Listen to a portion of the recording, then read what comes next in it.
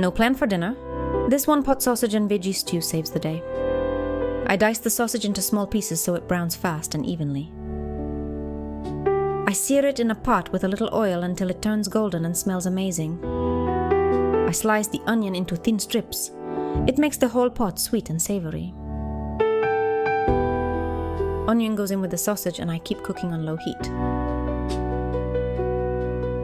I slice mixed bell peppers into strips for color, crunch, and that fresh peppery taste. Peppers in quick stir. Stay with me. In a moment it turns into hands-off simmering.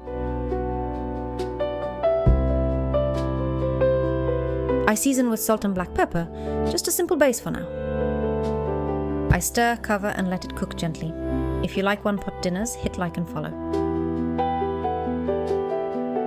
I chop peeled tomatoes and add them.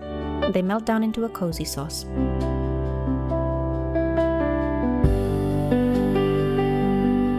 I finely dice a zucchini. I skip the seedy center so it stays tender, not watery. I grate the garlic or press it. Either way, it wakes the whole pot up. Garlic and zucchini go in.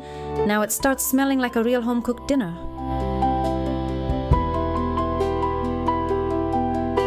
I add my favorite spices. This is the moment for extra sweet paprika or a little heat. Then I cover and simmer. I stir in tomato passata and cook it for about 10 to 15 minutes on low heat.